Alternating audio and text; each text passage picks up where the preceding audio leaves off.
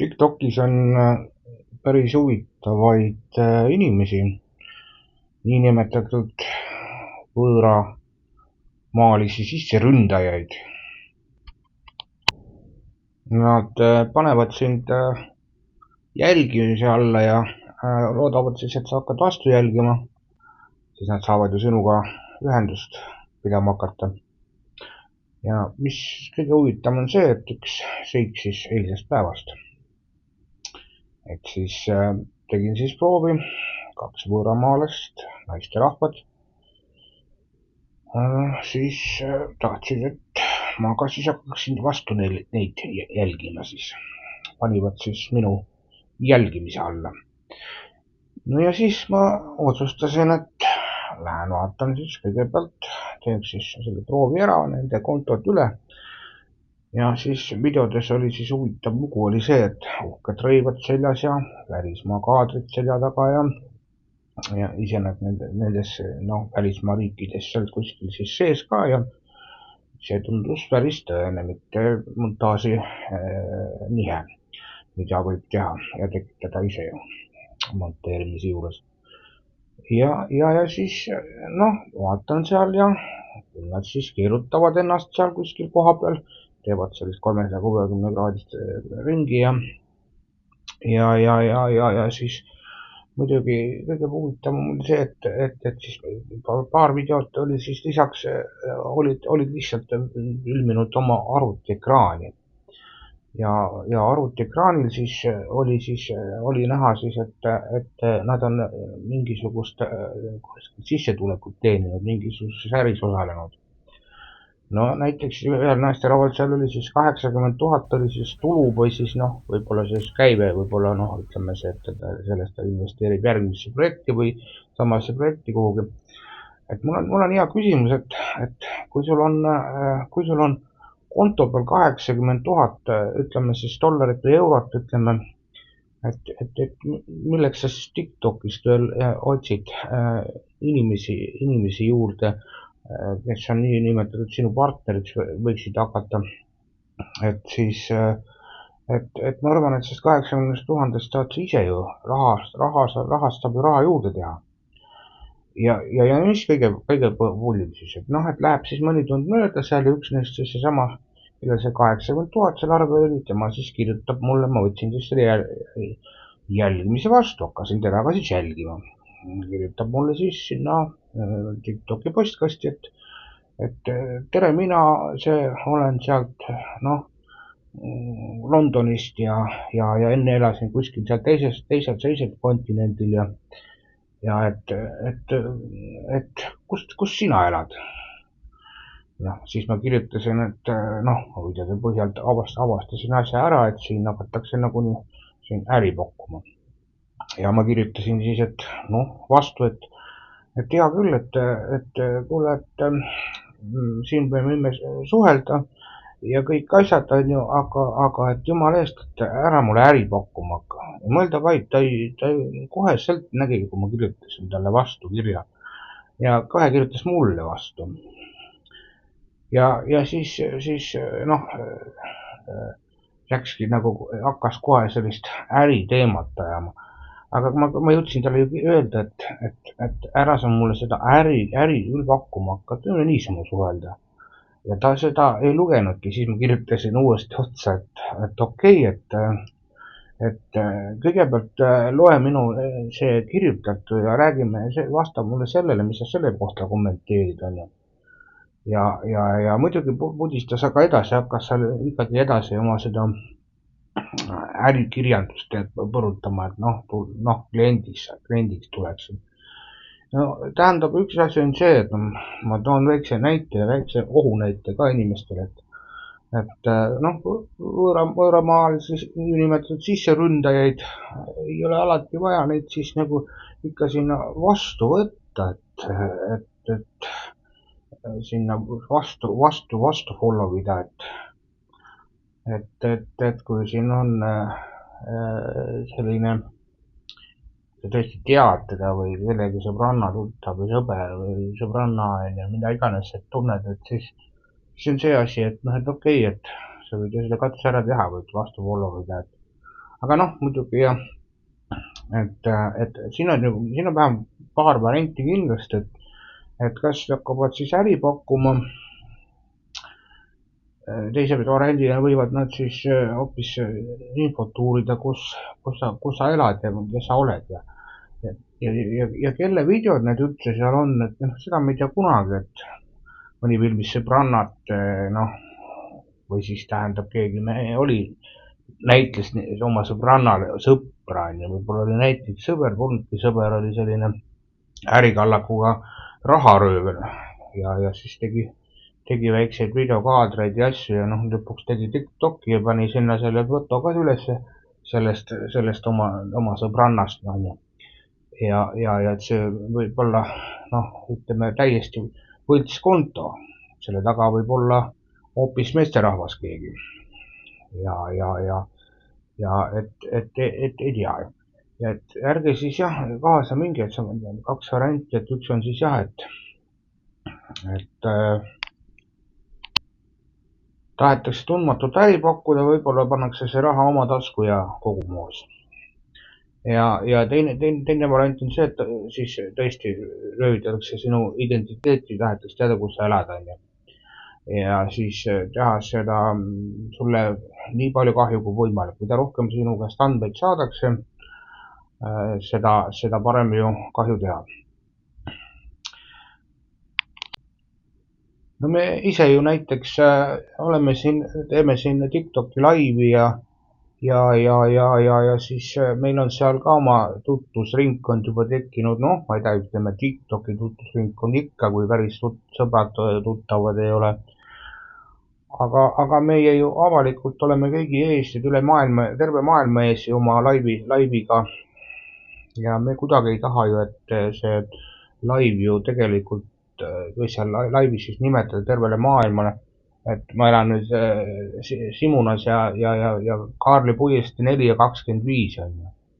No andke minna nüüd, välismaalisele sisseründajale hakata nüüd siis ütlema, et kõigepealt ütled, ma elan siis näiteks Eestis on ju. Noh, tema muidugi tutvustab, tavaliselt nad teevad niimoodi, tutvustavad, nemad elavad Londonis või nemad elavad Hispaanias ja mida iganes, kus sina elad. Noh, ja sealt arenebki vestlus ja sa vastad, et Eestis on, sa mõtled, et sealt ei ole midagi. Aga vestlus läheb nii põnevaks, et ikka välismaalane seal piljutab ja äkki ongi põnev, et midagi ellu nagu midagi muudatust on, et räägi kogu aeg siin omamaalastega juttu on, et jääd on. Noh, ja siis mõtledki seda, et noh, tea küll, mis me siis on, vastan, et Eestis on.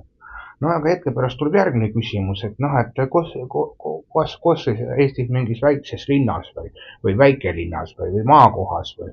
No ja siis sa mõtled jälle põnev on ja siis ikka vastad ja lõpuks on nii, et sa oled oma andmeid välja andnud, siis on opa kolla 2 kätt pea peale ja mõtled, mis ma nüüd siis kokku keerasin, ei tea, kas sellest tuleb mingi pahandus ka või oli ta lihtsalt tavaline inimene.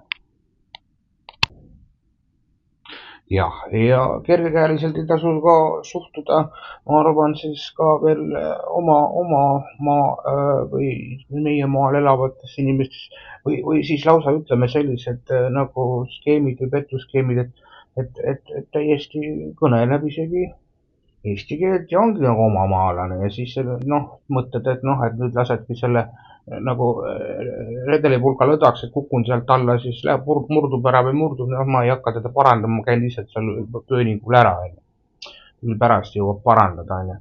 Ja siis kukudki komistadki sealt alla, et noh, et mis see siis ära ei ole, et noh, ma siis ütlen, on ju, kus ma seal elan ja olen ja üldse. Mul on ju tegelikult on ju selline mulje ju, et tegelikult TikTok on ju tegelikult selleks, et sa jagad oma põnevaid seikluseid, oma tegevusi, oma hobisid. Ja kõike sellist. Aga et sa oma andmeid kuskil sisestaksid sinna videodesse või siis laivis ütleksid midagi ette või noh, nimetaksid oma andmetest midagi või aadressi või kus sa hetkel paikned isegi, et noh, kas see on tegelikult pahe, mida ei tasuks nimetada. lähme nüüd tagasi korraks selle asja juurde, et kui sellised võõramaalised sisseründajad sinu TikToki tulevad ja proovivad siis rünnakut teha nii-öelda siis, et tegelikult on ju see, et vaata siis nende videod enne üle, seal muidugi et selles järjekorras, et kas sa siis hakkad teda vastu võtma või kes ta üldse selline on. Aga et põhimõte on selles, et näiteks eelnevalt rääkisid siis 2 naisterahvast, ühest hakkasin siis pidevalt rääkima, põhiliselt rääkima, et siis sellest siis temast siis rääkides, et ma ei leidnud tema videodest peale selle, et 2 ekraani erinevad videod, ekraani siis videod, kuidas temal on sissetulekust tulnud, kust, mis ja mida, selliseid asju seal näha ei olnud, oli ainult näha sissetulekut, kelle videod, kus filmitud, mis filmitud, midamoodi filmitud, midamoodi monteeritud, seda ei ütle keegi mulle. Ja siis vaatan siis järgnevaid videosid, et mis ta siis veel filminud on ja siis ta keerutab seal linnatänavatel kuskil välismaal nagu uhked rõivad seljas ja õnnelik ka veel teine ja et kui sa selline rahamees ja kõik on, mis sa siis tüütad, sellest me juba rääkisin, aga nüüd on siis niimoodi, et saad oma äridega ise hakkama, aga et siis selles mõttes, et kui sul on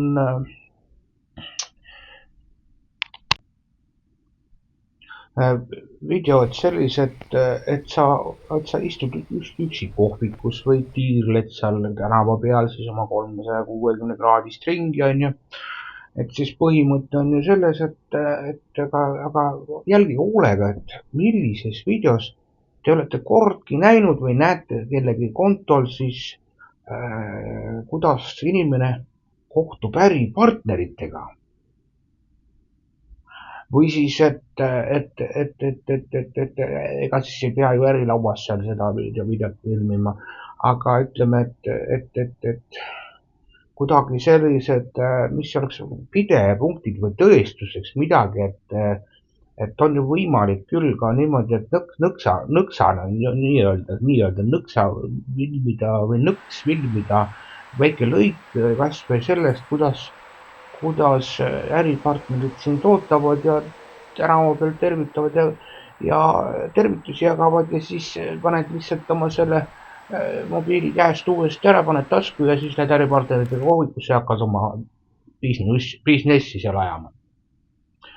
Ja kõik on võimalik, et väike selline nõks tänaval, kui te saite kokku, kõik asi, no see juba natukene annab mingit loovust asjale, et selle taga on mingi puhas inimene, äriliselt selline otsib kliente ehk leiab teise sellise rikkama, kes ei ole ka Eesti Vabariigi inimeste moodi sellise nulltasemel elatusega ja suudavad siis raha teha ja äkki tuleb mõni kõva klient, siis tuleb tema lisaraha sulle veel tegema peale selle, et sa teed rahast raha.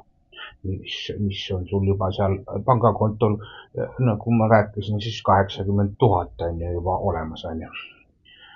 Et igasugused sellised nõksud ja asjad ja kui sa selliseid pidepunkte ei leia, et siis ma soovitan, et ära nende inimestega, ära neid jälgivusse võtta, sest nad ei saagi sinuga ühendust võtta. Et jah, et selle probleemi saab lihtsamalt TikTokis lahendada, sa lihtsalt ei võta jälgivusse, ta ei saa sulle kirjutada. Teadaolevatel andmetel peaks saama 3 lauset kirjutada ilma selleta, et sa oled tema poolt vastu võetud see või võimaldatud teise inimese poolt, oponendi poolt siis nimetades, et ta saab sulle üle 3 lause sinna postkastis kirjutada, et selles mõttes, et jah, seal piirang tekib juba 4. lausest alates, see on väga hea. Aga on ka teistes sotsmeedia kanalites, on siin igasugused kanalid Facebookist kuhugi välja, et samas on ju see, et ei tasu nendele Messengeri ja nendele kirjadele siis päris uhkelt vastama minna. Ja see oli siis, täna räägime järgnev saatelõik. Iga kord on see saade siis erineva pikkusega, pikkus kokku me ei arvuta, kui pikalt see saade tuleb, aga loodetavasti alati siis alla 10 minuti, et ta mahuks ka sinna TikToki raamidesse ja teistesse sotsmeedia kanalitesse, näiteks YouTube'i saab ju panna ka üles, saab ka panna pikemaid videosid kui 10 minutit. Aga lühidalt, TikTok ei olegi siin pika jutu inimestele, nii pika jutu naistele, pika jutu meestele. No neile on alati kuskil mingisugune muu asi, näiteks OnlyFans ja sealsed videod ja nii edasi tagasi. Tšau!